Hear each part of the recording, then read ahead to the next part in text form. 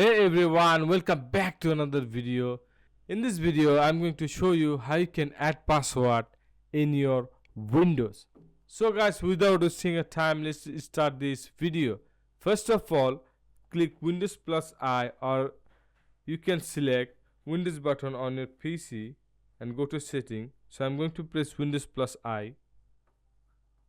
Then go to accounts and then sign in option, and then go to your password and click on add. And here you need to give your new password, confirm password and password hint. So I'm going to type my password.